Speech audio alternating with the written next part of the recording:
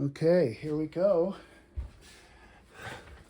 Just washed my hair to be an internet sensation, my old ass. All right, we're live here. I got my bro, mentor, friend on the phone, and hopefully with the grinding, sometimes these videos take place late at night. It's probably 10 o'clock on a Friday, 11. But it would be cool. In the future, we'll have these videos on with a bunch of people in the room, and then I have to figure out the next level of like how that's going to be filmed, because you're not just going to want to see my ass up here. You're going to want to see like who's ever sitting in the studio. And we used to have meetups here.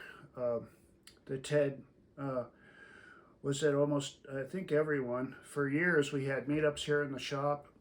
So, welcome again. PMT Audio, 303 903 9311. Feel free to call. It's a community shop, official dealer of all the high end gear that matters, and be happy to help you in any way I can. And there's no script here, but we've done this so much, and I spend quite a bit of time in the shop, hopefully adding value to people starting their studio. So, and with Ted here as the shoulder to, literally a shoulder to lean on, in the most graphic way to say that. It's so true. Today's subject is starting a studio. So in this case, probably we'll lean a little bit more on a commercial studio because uh, starting a home studio for yourself as like an artist, I'd certainly love to get a call from you guys out there and talk about that as well. But we'll kind of lean heavy on if you're starting a commercial studio, you've already started a commercial studio. There's a lot of like short form content out there. There's a million videos on this subject or the subject of recording in general. And people developing their own channels. So I'm not trying to develop a content based channel here. This is the primary motivation here is to let you guys know I'm someone who cares. I'm looking for the smallest customer base possible. I'm looking for my people nationwide to help and to work with over the years. And again, one of the things is that 5 years from, I would say every single customer here in my local community that I've had over the years, they all are pretty happy that they come here, because the whole ethos of the shop is to agonize over every purchase and to not sell crap. Again, and sorry to have such a long preamble, but just to explain if you haven't seen the channel before, I started out in a band, started recording my own band. I went on to study in Nashville and have my own studio in Europe, but the reason that I think I bring value selling gear nationwide in the U.S. is that I was so frustrated at people who didn't give a shit about. I think YouTube makes you keep swear words to a minimum, but it's hard when I talk about audio because I love it so much. But people just wanted to sell me something. They didn't ask, hey, brother, what are you trying to achieve? What are your goals? Are you going to record drums at the studio you're starting? And so on. So because I sell analog gear, and I'd like to open the conversation, and Ted, feel free to chime in. But I'd like to open the conversation with here in my town. I am noticing a niche opening up where a lot of artists today. So we're talking now in the context of you have a studio, and we're talking about your attractiveness to your customers. And I see a large niche opening up of people going back to analog. uh, whether or not they have a tape machine or not, which is, the best, but there's nothing wrong with using your computer as a tape machine, and your whole production method is based on doing it. Uh, um, Well, doing it in a hybrid fashion. So you're using uh, because let's face it, for a lot of people, especially starting out, a tape machine is going to be pretty expensive, especially a multi-track machine. But you've got your DAW, and of course, yeah, you can do everything in your DAW, and records are made that way. But more and more, I'm hearing more and more, talking and uh, listening to other engineers and producers that are going more full on hybrid, sometimes full on analog. Um, so it's definitely a thing now. right, and for marketing purposes, for building your studio, uh, because one of the sad tales about having a studio is you are a salesman. You have to have clients, otherwise you don't really have a studio without the clients. Not for long. Right, and that's another thing is my customers. I confide in them. I don't talk out of school. I don't gossip about other people's uh, studios to another studio owner here in town. Um, uh, but if I do learn something cool, I share that. But I certainly don't share details, and I don't share marketing secrets, and I won't be putting any of those in any of these videos. But if some studio owner who's a customer and he has this real cool marketing idea, uh, I don't share that with other friends and customers. I'm like, oh, bro, man, dude, that's awesome. Like, that's a really great idea. And I really hope that works for you. I don't like, then 2 days later, I'm talking to another studio owner, friend, customer, and go, hey, Bobby's doing this, So, so we'll stay away from marketing, but just in general, conceptually, I think, and I could be wrong, I'm sure I'm wrong, but I see, what I see is people who are busy recording bands, and they're gravitating more and more to the niche of full analog production, and the bands are embracing it, and also, especially younger people. I see when I talk, because so if you don't know, I run a pro audio shop here, and I talk to people all day about what's going on in the scene, and people are coming in and out of Nashville and LA. That's not my daily. I don't want to misrepresent myself. I'm not like in the LA or Nashville scene, but I do get to talk fairly often. And there are rock stars where I'm located as well. But and the biggest rock star that I associate with, he's an all analog guy. But the younger kids, they seem to be rejecting the digital dystopia that we live in, and they're sick of it. And they see that it at some point in the early 2000s, mid like 2010, it seemed to be like the boomers against the cool kids. And it's like, oh yeah, digital, and it sucks, and then, oh no, there's a low noise floor, and you're just too old and you can't hear anymore anyway. Now I see it reversing, where there's a lot of younger people who are rejecting all songs sounding the same.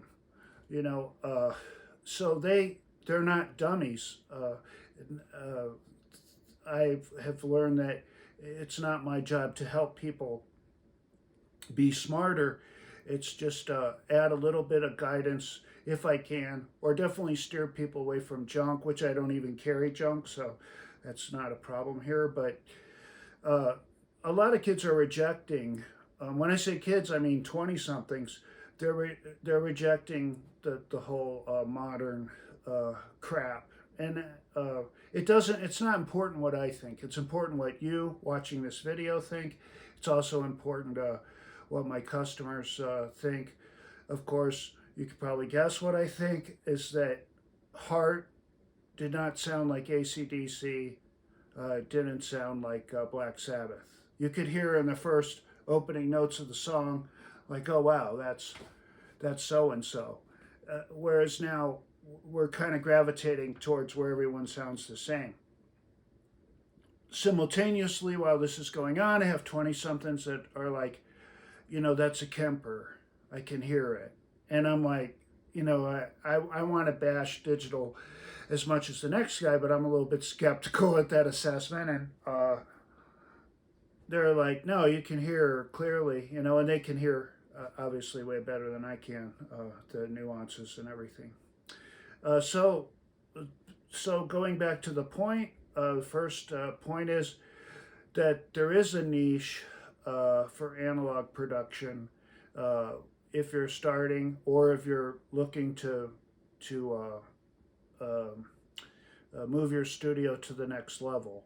So I would be happy to, again, feel free to call the shop, pmtaudio.com. At the time of this filming, there's a digital filming. The website's kind of in a state of flux, but you can go to the contact page and get the phone number, or I announced it at the beginning of the video. So moving forward, starting a studio.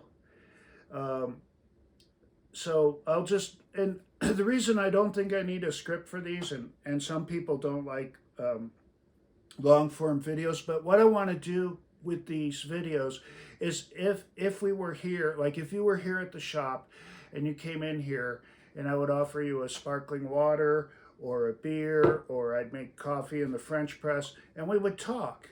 And I care more about what you want to do than I give a damn about selling gear. People can say the word community, they can throw that around, but this is really a community shop. People come here, listen to their mixes. People complain to me about their clients.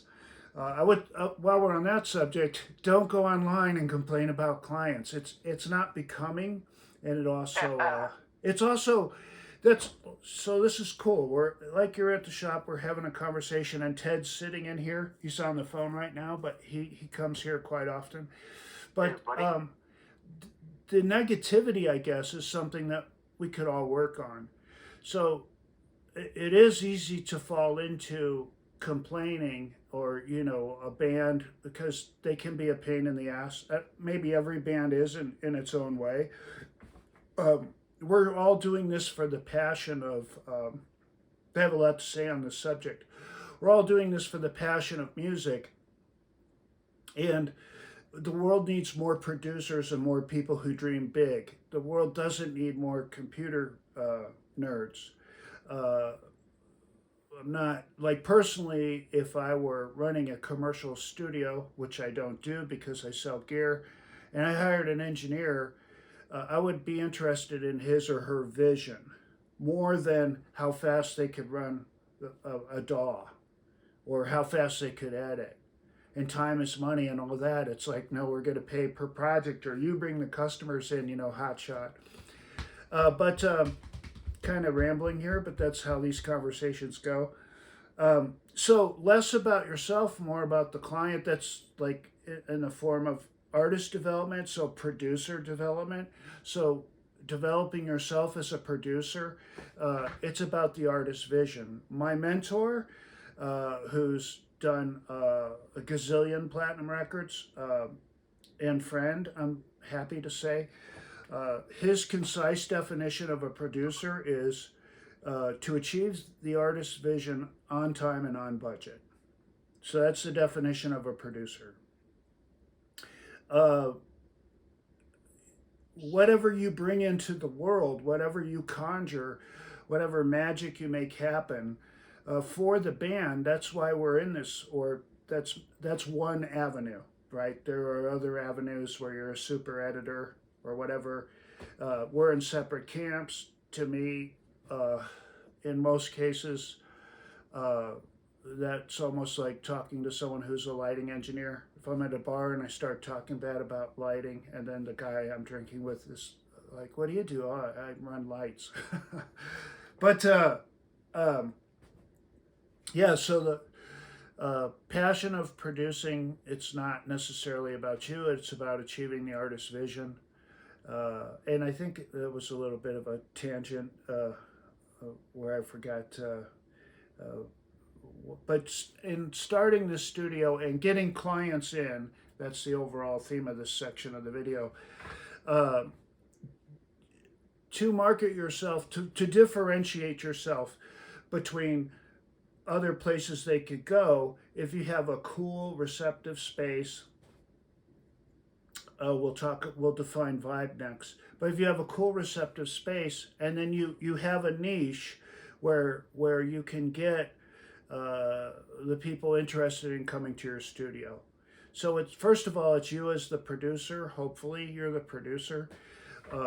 If you're just the engineer, that's also fine. But a niche could be analog production. This video is to let you know that I exist in the world, and the shop is cool as hell, and it's a great place to buy gear. But I'm not going to obviously connect like, oh, you should do analog, and oh, you should buy it here. We're talking about concepts independently from letting you know that I exist on this YouTube, on this new foray into making these videos more often. So yeah, fulfilling that analog niche, it's a good way to differentiate yourself, possibly from other places that a band might go. It definitely is. I mean, I see studios, advertising their vintage stuff, which sometimes isn't vintage at all, but vintage. How you define that? So it's definitely something that's a marketing tool, and people are obviously looking for that more and more. So yeah, gear can definitely can help set you apart. And it's also fun. Sometimes yeah, you get caught up in the analog versus digital argument. For a while, I thought we were post digital to analog, arguing like that's so 2009, 2008, and that we're past that. But I was kind of lulled into get along, but I'm gonna go back and double down on, and it's unlistenable, a lot of the digital productions. To me, I don't even want to hear it. If I'm on YouTube and someone's like, hey, make your drum mix wider, I'm like, yeah, I want to make my drum mix wider, and I start listening, and the before and after, and I can't even stand the before. Like, I can't even listen to what they're doing in the example. It's so harsh and horrible. So going right along, if possible, so the best way from an investment point of view, so on my first commercial studio, I had a relatively good sized nut to start with. If that's your case, I would suggest not getting mic stands or anything, and buying some. Ted said we just got out of a conversation. Buy a certain microphone times 10. I won't mention it, but SM57s, and buy a building so that you have some an investment, and then do your gear later. I say that as a gear salesman. Renting is dangerous. This has happened to a number of friends of mine, and people that maybe we're not friends, but I kind of love them because they're so awesome. They're counterculture people like myself. you can tell they're just like really this cool guy, and then they lose their freaking studio. They put everything into it. It's renovated. It's like this vibey cool, and there's like a I don't. It's like a smaller than an atrium. There's a catwalk around the outside of the studio or something, like a balcony around the interior. There's a word for that. Um, and then they don't own the building, and then it gets condemned because we're artists and we're maybe in some crap hole, or it changes ownership, or the owner dies, or suddenly the landlord's an a-hole and he doubles the rent and they're forced out. So renting and then spending, like, say, 100K on putting up walls and building your studio and then getting booted out, that's some really hard medicine to drink. So that's something to consider. Uh, if you We could talk about that, building some gangster control room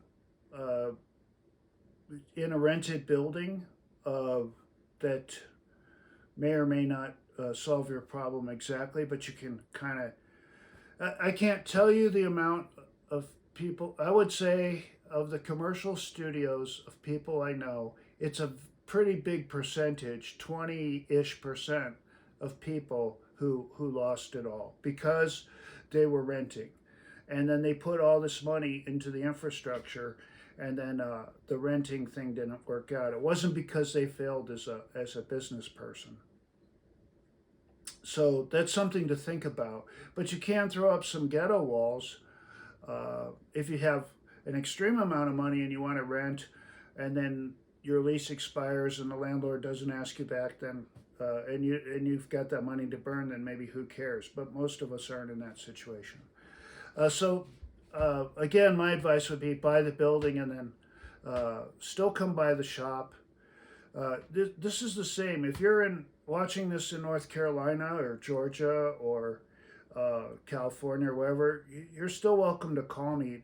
You don't have to buy anything here to call up and say, hey, bro, I'm starting my studio. One of the things, because of our digital dystopian nightmare that we live in, we used to have these things called conversations. And we don't anymore. So I'll get phone calls from guys, and they'll be like, hey, I'm starting a studio. I just found out about you. Well, I'll call you later when I'm ready to buy gear. It's like, hey, this is a community. Maybe you should call and have me over and look at your space before you put up any walls and do anything stupid. Not that I have all the answers, but I definitely know some common mistakes and what I've done in the past over the years, what not to do. So you should pick up the phone and call people and get help. People actually care. You don't have to be the Lone Ranger. And through conversation, you might turn over a rock that you weren't anticipating. Like you may call up your friend or someone who's knowledgeable, who has done it for a number of years, and you'll think that you're calling about something, and then something else comes up, and you're like, wow.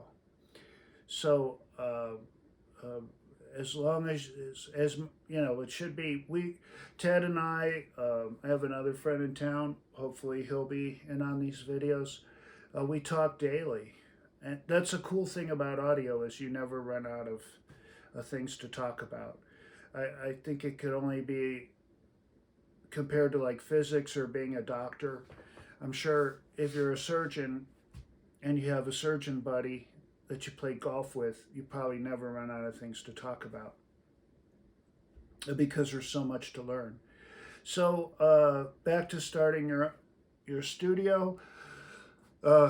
Commercial spot, you want to be away from railroad tracks. So whatever you do, and again, feel free to call the shop and I'd be happy to go over or have, and riff on this subject, but drive around town and make sure that you're not going to be in the middle of putting up your soundproofing and then you hear the train go by and it rumbles the hell out of there's no way to block that out, really.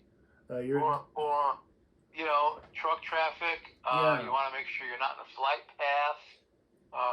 A lot of times, what people will do is get some sort of, like a Zoom or something, and ask the landlord if you can, park it in the building so you can get some noise measurements. And ideally, you want to do that over several days and do it, in several times of day. Because if you're running a studio, chances are you're,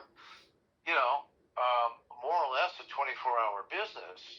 So, your noise environment is super important. Right. You And know, I mean, the ideal place would not be in a strip mall situation where you have neighbors. So you could have really cool neighbors, and then suddenly that neighbor leaves, and then you have some jackass who moves in next door, and he has a drill press. And that they're sharing a transformer, and at that point it's game over. So that's another thing. Watch out for moving in next to metal shops, auto body shops, any type of fabrication or repair that has high amperage um, rotating tools that you're going to share a transformer with. See, Ted, we can come up with stuff to talk about helping people with new studios. So the so the other thing is, well, besides you mentioned auto body shops and the like, besides electromagnetic interference and things like that, you also have the noise they create. So, yeah, there's the um, noise, but there's also like in if you share a transformer and no, they okay, have I said some, yes, yes, and yes, you hear it but in your studio it, speakers, because I've had that these experience where you literally the machine is now. I mean, so it's like game over at that point. well, at that point, now here's the other thing, and it is the clumsiness of your electric supply. So you can't. There are methods now to clean up your electric feed, but again, that's added expense. And And we're already this is in a an great expensive field here. this is a great conversation because what people so sometimes the sky is falling, and this is through community that I learned this from a world famous mastering engineer that's a friend of mine, and I was freaking out. It wasn't at this place, but I forget where it was. He goes, "No, just call the power company and they'll work with you." And I'm like, "No, they won't," and they did. uh, so uh, that's where the community is so important. Is uh, you just talk about everything. Like I wouldn't decide where I only have one skull, but I wouldn't decide where to put that unless I called Ted and asked him, where should I put my skull? It's every little detail, and it saves you so much time and so much money to rely on the community. Um, and humility, uh, and I won't use certain terms or self deprecating language because Ted advises me against that, but let's just say having humility is very helpful.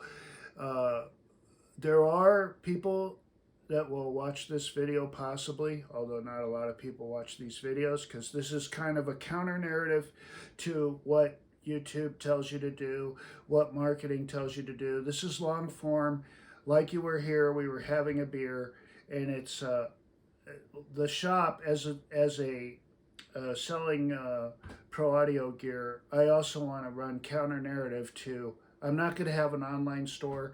Eventually, I'll have product. Part of this new wave of video stuff will be where I'll have product, individual product lines, and then that'll be the video on the landing page of that product on the website. And then pick up the phone and call me because I'm not interested. There are already stellar organizations who sell gear online, and the world doesn't need, and my manufacturers certainly don't need someone who is trying to replicate that, or I'm not in it for that. I'm in it to represent the brands that I carry with honor and to help people.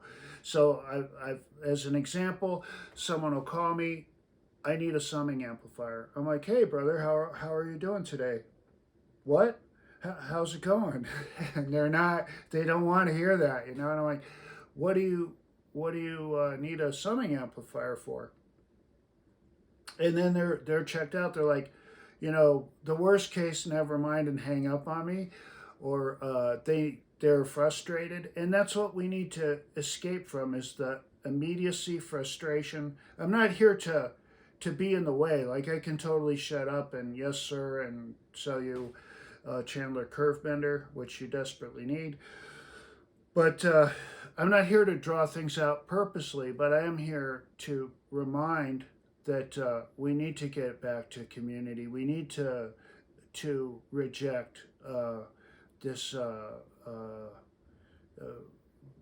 where you're expected. There are no more shops to come and hang out at, and this is in every industry.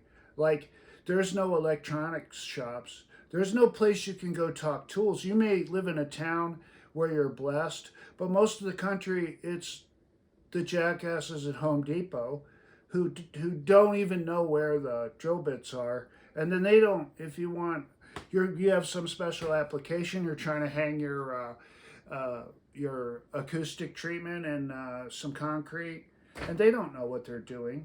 And you know they might be a nice person, but they don't have any idea. They're not like the old school guy. I was fortunate enough to live in Europe, and you'd go to the hardware store, and they would be like, "This is the hammer right here. This is what you need. It's a centrifugal anchor, and it's rated for this many pounds, and this is the drill bit you use." And there are people who work at Home Depot that are like that, but it's not going to be on a Saturday at 8 o'clock typically, They're few and far between. and And less every year. and to put a accent on your point, although they're an online seller, and I won't name the name of the company, they just closed a really cool showroom that they had in a major city, and it was like, well, people in that city are very sad over this. Yeah, They have if you're really here, no more. There's nowhere else to go to try gear, to try the good stuff. You know, yeah, the chain stores and things like that. But that's and since we're well, the purpose of this, the purpose of these videos, one is this is cool. Like I really care, and we can extend because we've had years, like 7 or 8 years. COVID kind of killed it, and I never brought it back. But we used to have meetups here every Wednesday night, and so for me to come on here without a script, uh, I'm pretty comfortable. I didn't think I would be. The last video was a couple days ago. This is the second video in this new format. I didn't think I'd be so comfortable, but I'm extremely comfortable because it's like if you're watching this video, it's like you're here at the shop with Ted and I. I'd be very uncomfortable without Ted on the phone. I won't lie. This would suck. And hopefully we're gonna have like um, some of the hardworking kids, and that's what's cool is everybody's so busy today. So there's it's hard to get people over when we both have time. I get a lot of offers. Hey, I want to help you tick, and which is awesome. But then it's like, well, what about Well, I have something going on, so or I have a show or whatever.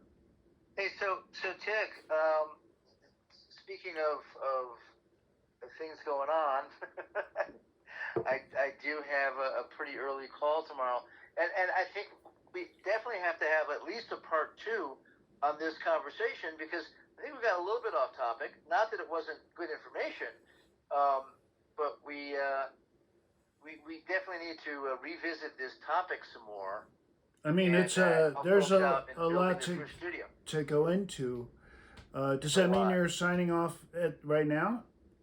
I got to sign up pretty soon, so Okay. yeah, Well, then we'll yeah. try and cram as much in before you leave, and if I think I can continue if you have to sign off. But so we've covered like scoping a place out.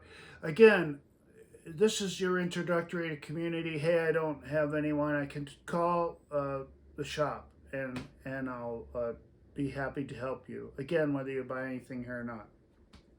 But we talked about scoping a place out, renting Now let's versus the perils. hey, let's speaking of places, we're not talking about a home studio, but some people do have maybe a large basement, maybe a multi-car garage that can be converted.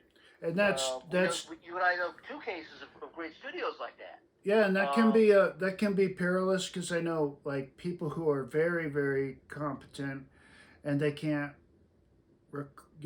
they get the law called on them for because it's really hard to soundproof a garage if you have a rock band in there, and then one of the problems with neighborhood studios is guys want to come over and smoke weed. This is a very important. This is a cool thing. So let me try and jam home like why not to have if a commercial studio at your house is a really bad idea. It can work, especially if you're really experienced.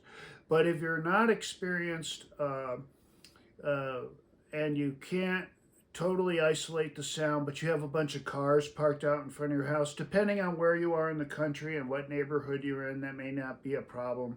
But if you're in typical suburbia, uh, neighbors are going to get pissed off with 11 cars outside your house, possibly.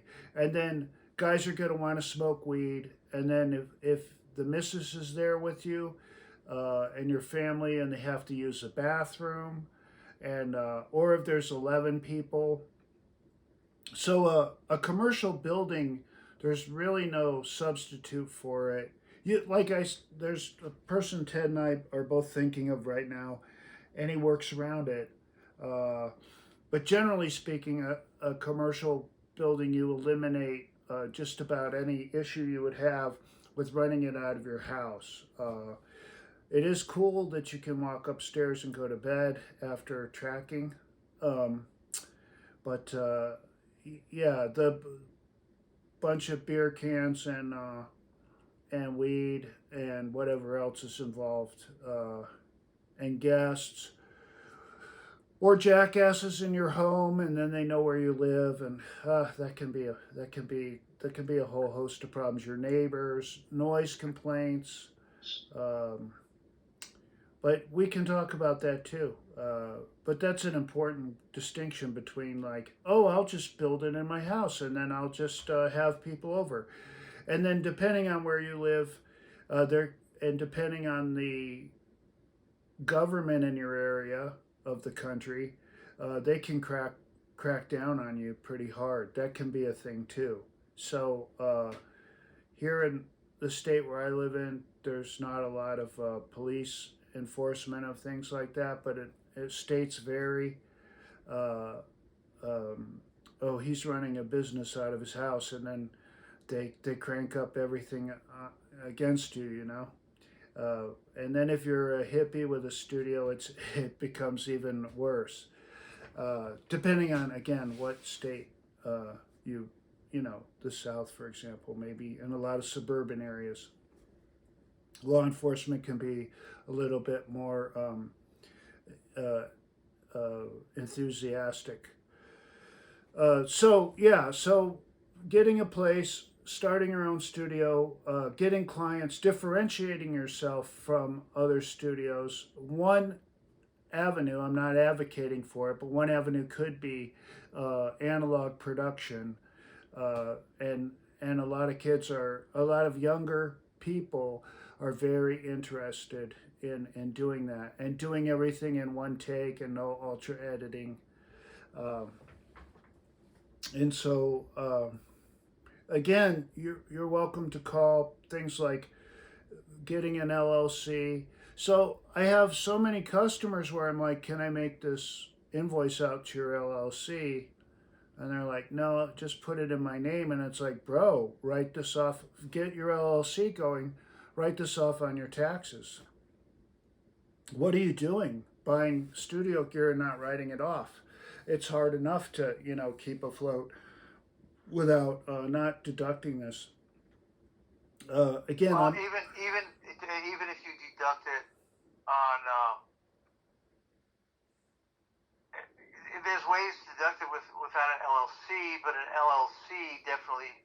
you more avenues to deduct. It is less less. It's What am I more trying to it's say? more straightforward to have an LLC. Yeah, and it doesn't raise as many flags Right. as yeah. So with the IRS, you don't want to raise flags with the IRS. And in fact, talking to someone about opening a business, because LLCs do vary by state. Those sort of regulations. When I had my business in Florida, it was a whole other thing, a whole other tax situation, and it was a little more expensive than doing an LLC, but they're a great advantage to my sub S corporation. Now those rules have changed since I've gotten out of that business, but you do want to talk to people about how to set up the business part of your business, because without having the business part of your business straight, you might not have a business for very long. Yeah, and they will come after you. So I've had California, Texas, and the state where I live now. They physically show up from the Department of Revenue, and Wow. in California and Texas, I was completely like counterculture. Texas, I was living in my van. I was out in Hollywood, and partly lived in my van, partly had this awesome big, huge production facility that I was associated with. And when I left both states, the people there said, "Yeah, the Department of Revenue was out here asking about you." I'm like, "Damn, I made like nothing." So it's something, it is unfortunately one of the things about running a business. So let's talk about And partnership. there's also one last thing. There's also the IRS. Yeah. Yeah. So it's really important to get the business side straight and keeping it straight. Right, and I'm not Super. a professional accountant or tax advisor, but again, just with general concepts, I'd be happy. If you want to call in, I'd be happy to help. Not with financial advice necessarily, but things to avoid. I can certainly help with that. And then the other thing, partnerships. I don't. I haven't seen any partnerships really work out that come to mind immediately. It's generally a bad idea, but if you have someone that you want to go in with, you can both have your. So this is some really brilliant advice. If you've hung into the video this long, this is some really brilliant advice you're going to get, and this is from experience. So, and you won't hear this in a lot of places, but don't sign the paper, bro. Don't sign into a partnership. Don't do it. There is no problem with you partnering with anybody, but you have your LLC, they have their LLC. Any type of transfer, you can write a check, and it becomes at that point if you write him or her a check, it's an expense on your side, it's income on their side, and vice versa. There's no reason to have a partnership. Don't do it because it just creates stress. You have your own LLC. By the way, it's called limited liability. You're completely liable for anything that happens. I don't know why they would call it limited liability when there's legal whatever and there may be some limits, but generally speaking, you're on the hook, and you're certainly on the hook to the government. You can't escape them, and you're on the hook. But if you sign a partnership and your partner pulls a boner, it's over for you. You are subject to every mistake they make, or if they are involved in some kind of criminal crap. So just your partners. Hey, this is my partner. Tommy. But I didn't sign the paper for his dumbass. You can totally be partners. You can split everything down the middle. At the end of the day, with a partnership, you have income coming in, and then if it's a 50-50 partnership, then he gets a check written to him or her, and you get your check, and you split it. Well, it's two checks. It's also two checks if you're just writing them back and forth. So on this one, I rented the PA for this promotion we had, and Tommy he did the food. and then we get a paper out, and it's like, okay, the food was $85 more than the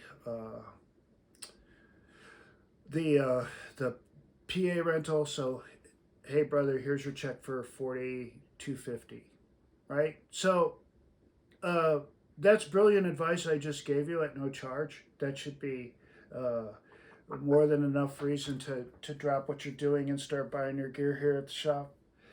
Um, so, the business side, and again, these are just concepts: renting versus buying, soundproofing versus acoustic treatment. So, soundproofing is to stop sound. The bass, the full stack guitar. Sound transmission. Yeah. You don't want to hear the body shop next door pounding. Right. So it's to stop your bass guitar from going out into the outside world, and it's also to stop the Harley driving by coming in your studio. That's soundproofing. Sound treatment, acoustic treatment, is to treat the sound inside of your room, that you're that so that you're controlling the frequency response of your recording area and your control room. Starting your own studio. What are you going to do? So, what type of music are you going to record? So let's just go over the perfect studio. You're going to have a rectangle tracking room with high ceilings. You're going to have non-parallel walls. And if you're building from scratch, your walls are splayed at, let's say, like 7 degrees. Your parallel walls in the control room, man. The control room, this video, it won't go into like control room design, but generally speaking, if your walls are like, or one of the walls is at like a 7-degree angle, you're going to be way ahead of the game in the tracking room, especially. ISO booths, like 3 ISO booths, meaning a room that's isolated to put the piano in, the drummer in. You can also just have one big mammoth room like Abbey Road and Embrace the Bleed. Get some gobos. On the gear side, which isn't really the point of this video, looking at all this gear, let's screw that for this video. This is a community video, some riffing on starting your own studio. So as a producer and having your own studio, and we defined what a producer was, achieving the artist's vision on time and on budget. What are the most important things? So as a producer, I guess we can have one on what a producer is, but it's the performance, the song, the arrangement of the song, and the performance of that song, and then possibly the space that the song's recorded in, and then wrapped around those is the vibe. And I'll just leave with this tidbit. I feel a bit antsy because Ted has to go, so I'll try and speed along. But the definition of vibe, or what is the most important element of vibe during assuming you're not a total a-hole to your clients, that your personality is not getting in the way of the performance. But the most important element of vibe, do you know what it is out there in video land? Think about what the most important element that creates great vibe. And to me, that is a great headphone mix. And you have to sell it to your clients. You take the headphones off and you give it to your client and you're like, check that out, it sounds like a record, man. And you get them pumped up, right? But a great headphone mix, and I guess, I see a lot of videos, or Ted, correct me if I'm wrong, there's really not like any long form riffing.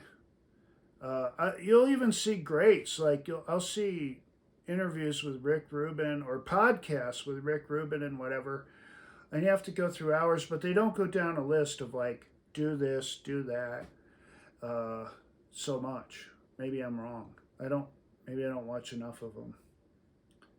I would no. I don't know. I don't think it's so much a laundry list. Nah. Maybe we should do that. Maybe that's what we'll do next time. I think what it means to be a producer, and we could get like a conference call too with a guy who's produced like household names and get him on the phone if he'd be willing to do it. That, you know, those guys at that level, they can get pretty intense. So,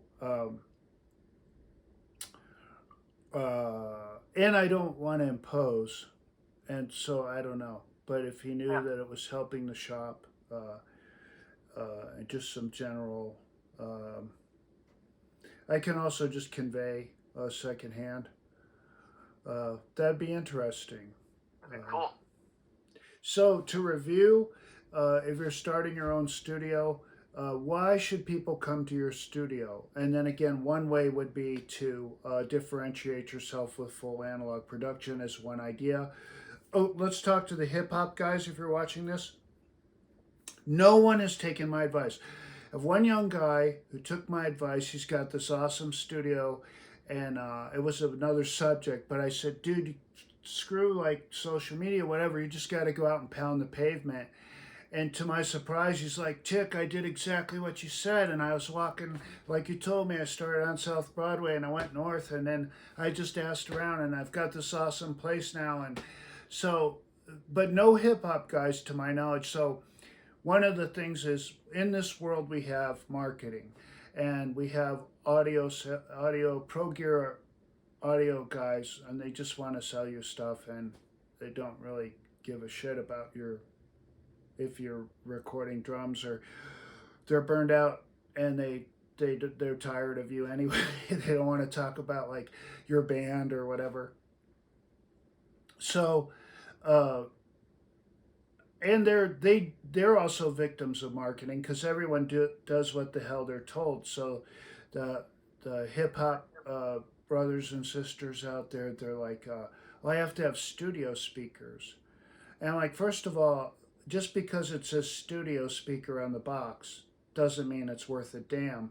But dude, get on Facebook Marketplace, buy some Klipsch Heresies, and blast. You know, your guys are in there in your hip hop session. You're burning some weed, and you're blasting their eardrums out, and they're feeling it like the big guys. This is another thing I preach. Is that we want to emulate our heroes. We want to kick ass. Life is short. We want to have fun. We want to dream big. We want to make big productions. And it's time to wake up and snap out of this too cool for school shit that I think maybe partly was caused by social media. But it's okay to expose yourself in front of everyone and to inspire and to be awesome. And to have a big console and a tape machine, and it's okay. You have my permission to live your dream.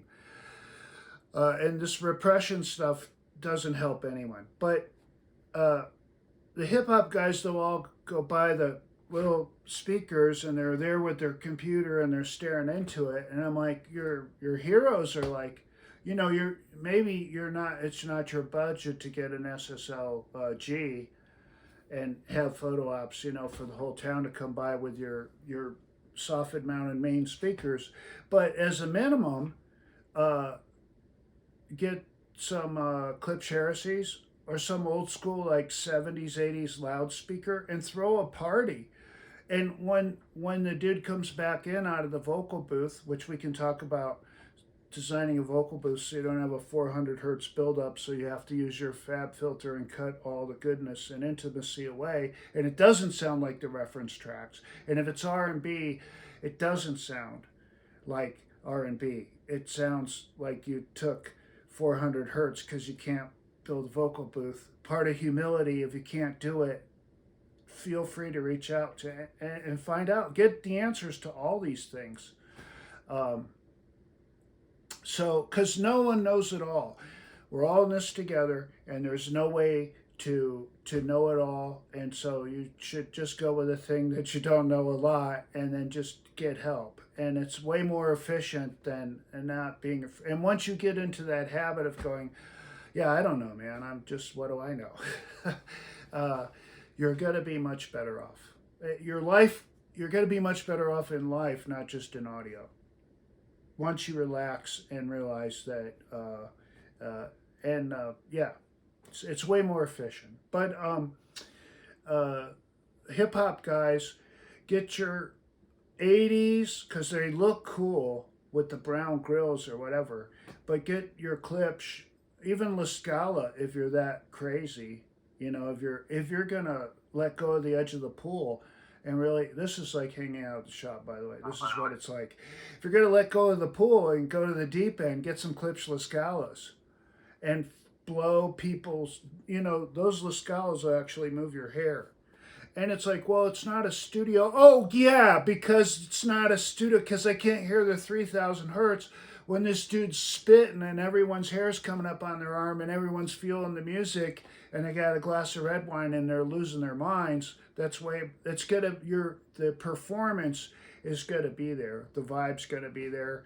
Your candles burning, the hip hop bouncing. It's gonna be radical. It's not gonna be little speakers with your computer screen. That's crap. And who wants to go through life that way? I want to go through life like, you know, going way too fast on the two-wheeler on the freeway. I don't want to go through life, you know, measured and too cool for school. So yeah, starting your own studio, uh, have a big dream. Uh, and I think that's a pretty good. I think that's a pretty good Good coverage. start. Yeah, good opening salvo. Maybe have a shower if you can for the drummer. That's just really cool. Like if Nah, because someone has to clean it. I don't care. You have to clean vomit off the bathroom stall anyway. If your studio is really proper and you're really getting, you know, if you really got the performers. That's another thing.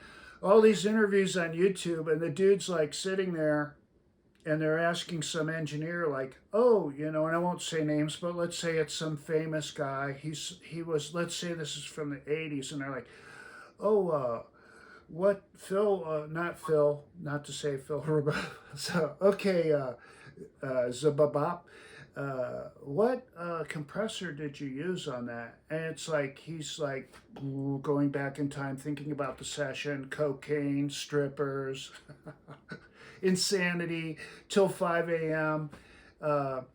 You know, not that I'm advocating alcoholism or drug use. We should all not do that. It's poison for your body, but you can replace that with like raw emotion. And if your customers are like, when I make these references to smoking weed, I certainly don't smoke weed, but if I had a studio and someone came in, I'd be like, yeah, fire that up, son. My mentor asked me about, like, I was too cool for school when I started, and he goes, what are you going to do when Zakk Wylde comes in and puts his feet up on your console? I'm like, I'm going to tell him to get your damn feet off my console. And he's like, no, you're not, you know. That's a pretty informative quote for someone who actually has worked with the big, you know, the big dogs. So making these big productions and making the magic, think outside the box. Don't think that you need studio monitors. If you're hip hop, especially, it should be a party. And again, that's going to change the elements in the performance. It's going to bring the emotion out. And I think that's somehow we've been robbed of that. Not saying you watching this, or certainly myself, but we've been robbed of that emotion.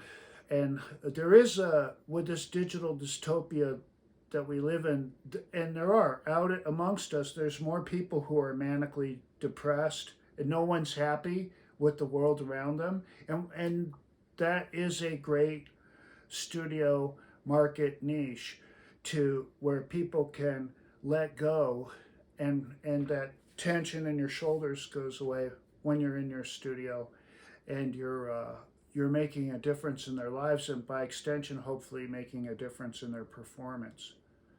And so, not compromising. And if you don't want to compromise, uh, then we're fellow travelers. But if you want to constantly, like if you're driving, not anymore, but when I was younger, there'd be someone in the passenger seat, and I'm like, that imaginary brake pedal you're using isn't going to help you at all.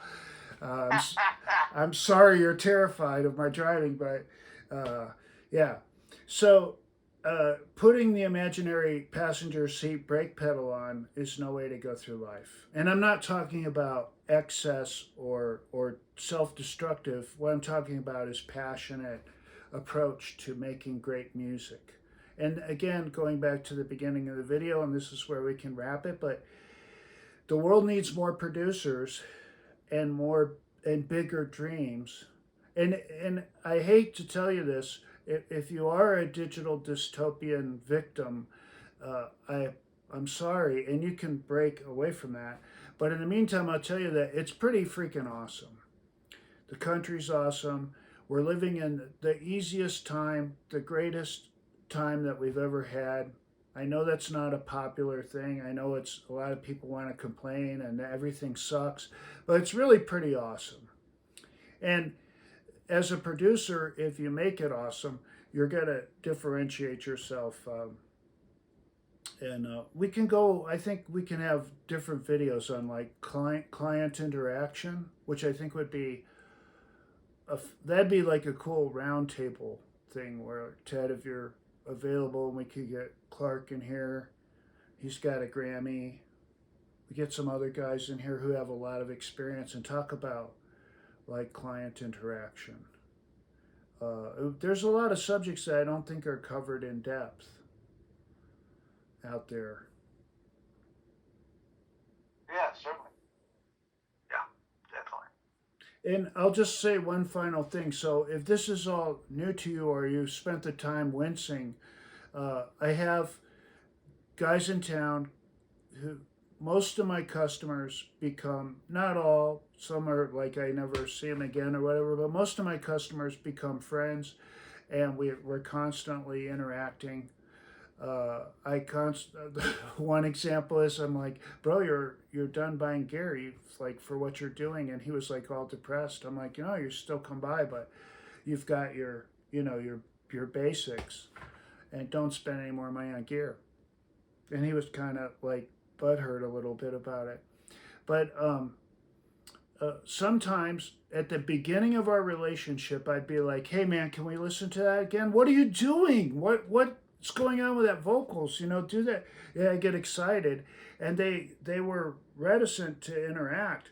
And then over the years, now it's open, and now we can yell at each other, and like in a good natured way. But that's what it needs to grow into, is to lose your fear, if that's what it is. I don't know what it is, but to lose your because it doesn't matter. You're posturing with mentorship. It's like I mentioned in the last video. It's important to push back against your mentors, because they're your mentor for a reason, and they're going to rise above what you think you've got them, and they're like 10 steps ahead of you. You'll never typically catch up to your mentors, and you don't have to. But there's so many things I could talk about, but you don't have to go anywhere, bro.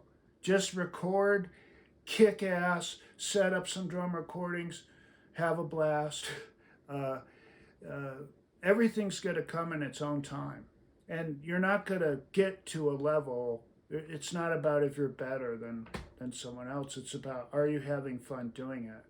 I guess that would be one of the focus. If you're starting a studio, keep your eye on the prize, which is that your clients are having a blast, bro, you've changed my life. If you get that, I've had that. It's pretty awesome.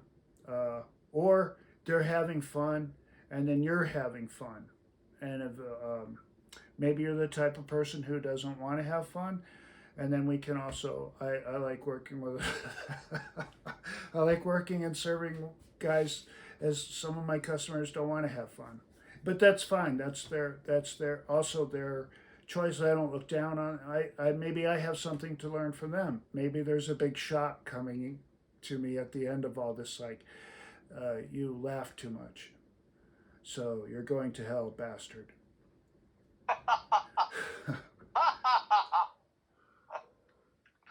Yeah, I'll be there with you. All right, guys. Well, this was a rambler, and I'm sure we left some stuff out, but I'm pretty encouraged by this video. I think I finally let my hair down, and I really hope that some people, because that we're in a world of mass marketing where people are programmed to buy, and they certainly don't want to talk to some old geezer about why they need a tube compressor over a summing amplifier and what are the advantages, pros and cons of that decision. So yeah, I feel pretty good. I'm pretty excited, and I'm so grateful, Ted, that you are willing to be here for your bro. My pleasure. I'm happy to be here. All right. Okay. So, Well, yeah. Well, that's a wrap for this one, and then I think this open riffing for people that have the patience, or because there are people who are more advanced than what these conversations yield. There's people that are like, what the hell are you talking about? But if you found value in this, or would like to be part of the community, which means I'd be happy to deal with you, because if the customer count gets to like 400 or whatever through this my national launch here, I'm not gonna. Maybe I'll turn the YouTube channel off or say don't call me. I've already got enough fun. The gear that I sell won't support. I won't sell the junk, and I don't sell everything. So right away that gives me street cred, because I'm not trying to sell you something that's crap. That you'll find out in a couple years. Well, this sounds like ass. Tick, why did you sell me this? I didn't. I think you got that from somewhere else, bro. But the manufacturers that I represent are, because I have such a narrow line card is the pro term for that. I've never used that term. This is the first time I've ever used that term. Because I have such a narrow line of products I represent, you're not going to be selling 400 units of X a week anyway. So, and I'll be too busy talking to you guys from North Carolina and Georgia. I use those because 2 years ago when I did this YouTube stuff, those are the two states where I got the most calls from. All right, yeah, that was would you say, Ted, that was pretty typical if you were just hanging out here having a beer? Yeah. Okay. Absolutely. All right. All right. Well, hey, brother. Thanks again, and to be continued. Cool. All right. So long, everybody. So long, TV land. All right, bro. Later. Okay. We're hanging up on air. Okay. All right. So long. See ya. All right. And I like keeping him anonymous, and who knows, but he's got quite the household name, big time street cred, and of course, And of course, you call back when I'm still filming and saying goodbye to the audience. But okay, let me stop filming, and I guess Ted and I are going to chat.